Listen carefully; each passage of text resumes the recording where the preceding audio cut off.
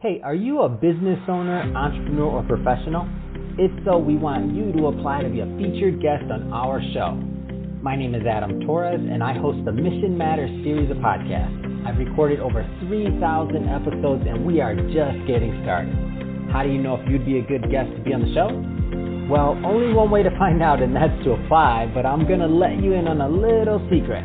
We want guests that have a story to tell, guests with a brand, a product, or a service that can benefit my audience of listeners. If this sounds like you, go to missionmatters.com and click on Be Our Guest to Apply. I'd love to talk to you and get to know more about your story. Again, head on over to missionmatters.com and click on Be Our Guest to Apply. All right, now let's get into the show. Hey, I'd like to welcome you to another episode of the Mission Matters Business Podcast, your source for all things business. My name is Adam Torres, and you can follow me on Instagram at AskAdamTorres. Keep up with my book releases, book tour schedule, signings, all that other good stuff. Always love to connect with you there. And as always, if you'd like to apply to become a co-author of one of my upcoming books, just head on over to the website, missionmatters.com, and click on Become an Author to Apply. All right, today I have Susan Hunt-Stevens on the line, and she's founder and CEO over at WeSpire. Susan, welcome to the show. Adam, it's great to be here. Thanks for having me today. All right, so I'm excited about today's topic. So this is going to be fun. So using behavior change technology to improve social, environmental, and business outcomes. I think it's a great topic, and we'll go into that. But before we do, let's go a little bit further into what you're doing over at WeSpire. Tell us a little bit more about your company, please. WeSpire is a technology firm based in Boston, Massachusetts, and we help primarily large global companies engage their employees in their purpose initiatives.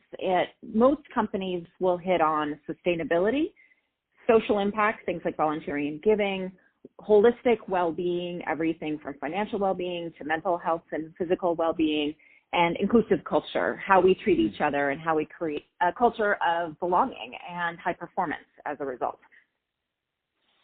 So I want to go a little bit further into what's unique about WeSpire and what's the unique value proposition there, because I see it, by the way, but I still see that I feel that some of the industry, especially some of the larger companies, are still a little bit behind the ball or beyond the curve, so to speak, on these types of initiatives. They may still be used to spending on a specific type of training, but when they look at something like this, they're like, well, what's the exact, why exactly are we doing this? So just give us a little bit more about the value proposition and what you've noticed working with your clients. Sure. Well, we got started 10 years ago, and if you had told me then that we'd be working with the kind of companies to inspire positive behavior change in their employees, I would have said no way. But I think what's happened is really a set of trends. I think the first is that employees increasingly are vocal and care about ensuring their company is a force for good in this world.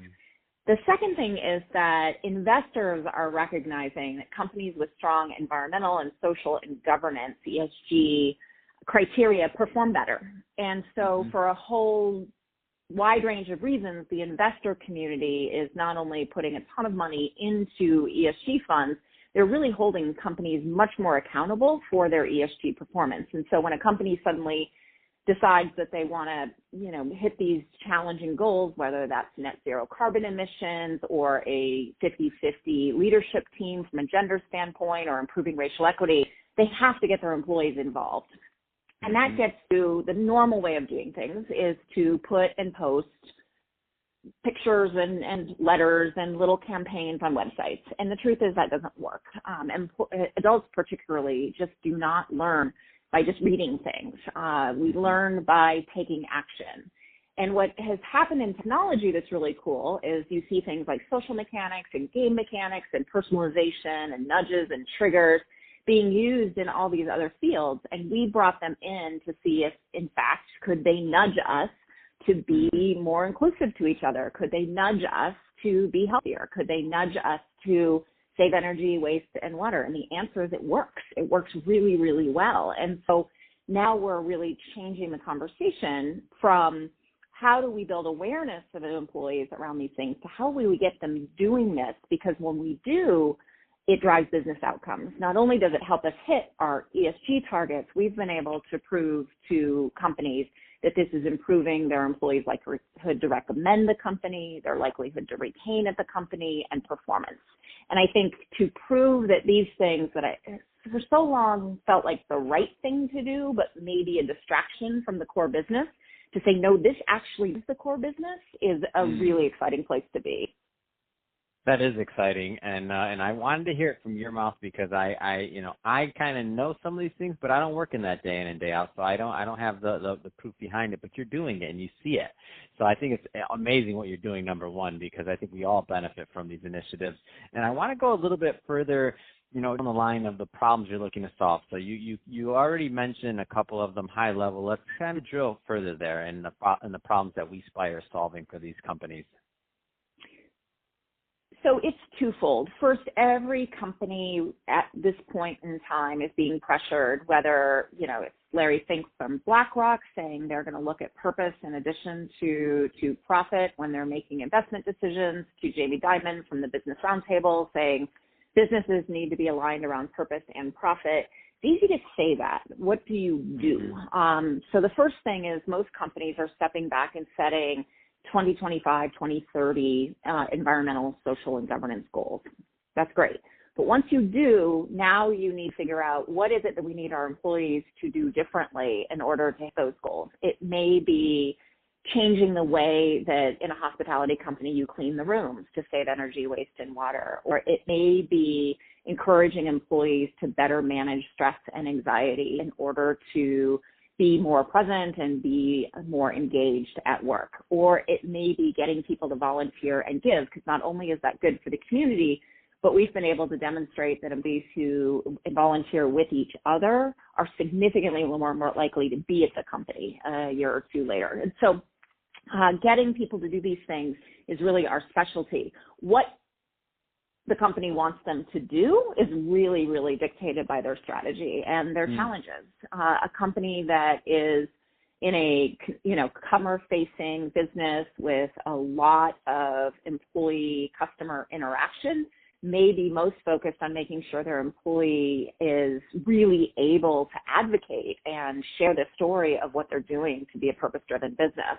A company that's more B2B might be getting, RFPs where they have to explain why their environmental, social, and governance strategy is the reason they should win a contract and compete against their competitors, not only on the business value of the core product, but also how they do the core product. And so every company is different. And the result is that we've got, 400 behavioral programs in our library, and companies can take and edit and customize them and, really benefit from all of the wisdom that our clients have created and agreed to share with each other. But we also find that they need to use our tools to develop custom programs to be able to get their employees doing the things that are very specific to them, like how they may be saving compressed air in a factory, or how they may be wanting to drive innovation challenges around sustainability and problems that they have with their products or their packaging or things like that. So every client has its own unique fingerprints. So you've used the word behavior quite a few times in this interview so far. How does behavior design or behavior change, however you want to word this, fit into WeSpire's mission and purpose? It's really at the core what we do. And, it sounds audacious to say we built a technology that changes human behavior for the better, but we did. That's awesome. It's great. You built a technology to change human behavior for the better. I feel like that's just your slogan. I love it. It is working. You have to be careful what you apply it towards. Of course, it's a powerful technology, but we really benefited from some great work that's happening in the behavior change and design community, which is really, really a relatively new community. One of the things that I don't always love to admit, but I wrote one of the very first white papers on behavioral advertising in the internet back in 1998 when I worked for New York Times Digital. And that's how young this field is of digital behavior change. And so BJ Fogg, who's at the Stanford Persuasive Technology Lab, has been really instrumental, and that's the model that we really use, which is really stepping back and saying, how do we increase people's ability to do something? How do we increase their motivation to do something? And then how do we put nudges and triggers at the right place and the right time to get them to do it? And then how do we leverage that excitement and enthusiasm people get when they do something they're proud of to encourage and motivate and inspire others in their networks? And so, if it weren't for apps like Strava and Runkeeper, even Weight Watchers Online and Farmville and things like that, we would not be doing what we do, but we were able to be part of this emerging community of people who design for positive behavior change and leverage, the earliest tests and interventions. And then we started 10 years ago testing and intervening ourselves and seeing what worked and seeing what didn't work. And trust me, often things don't work in this field, and learned that at this point we've really, hit a stride of, I feel pretty comfortable if any company came to us and said, this is what we want our employees to do, here's why, we could figure out using, campaigns, competitions, events, idea challenges, how to get them to do it.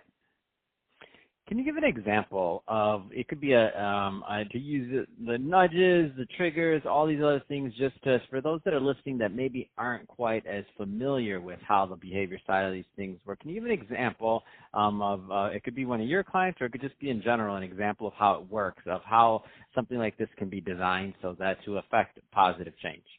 Sure. So first, to take a topic, what you might call in behavior change language a pathway, a set of behaviors that are needed to get a person from not doing something to doing something in a domain. So let's take something like, being more sustainable in an office. First, you have to figure out and help somebody understand what are the things you could actually do to be more sustainable in an office. Some of them are no-brainers, like turning the lights off when you leave the office if there's not automated lighting. But then there's people who have never realized that leaving your cell phone charger plugged into the wall, if you had little red ions in it, you'd have a pool at the base of every single one if you don't unplug it. And, we can't see that. It's invisible. So it's helping people understand what the activities are. We then get them to try it, to do it once, do it for a week, things like that, and they share that they did, and they story tell around it, and they earn points, and that points help them earn achievements in a category. So there could be an achievement of Green Office Superstar, for example.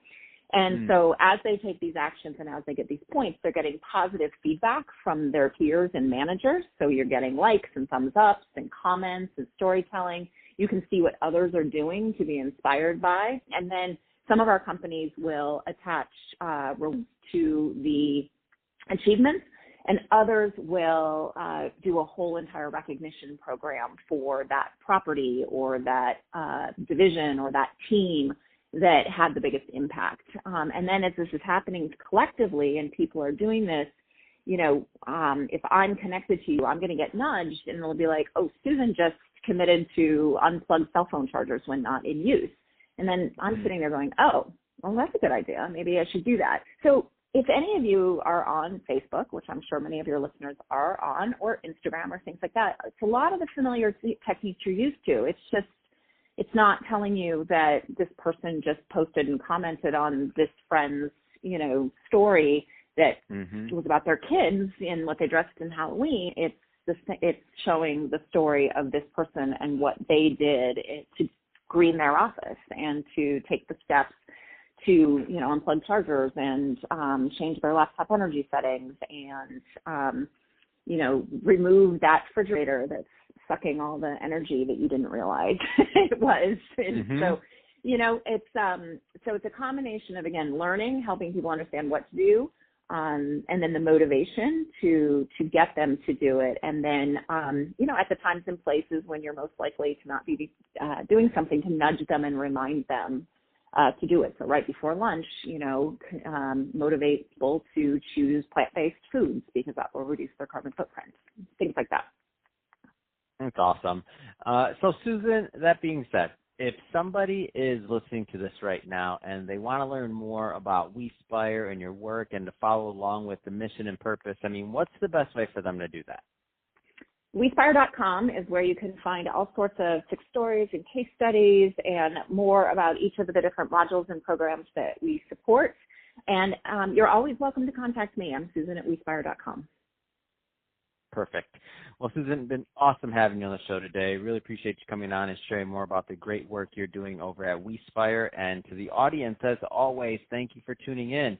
If you are a first-time listener, don't forget to hit that subscribe button. We'd like you to be a return listener. We have lots of more great guests coming up for you. Love for you to join us on this journey. And if you're watching on the YouTube channel, of course, hit the subscribe button. But more importantly, leave us some comments on that video. Love to know what kind of projects and things you're working on, and to continue the conversation over in the YouTube community over at Mission Matters Business. And Susan, thanks again for coming on the show. It's been a pleasure. Thanks so much, Adam. Great to be here.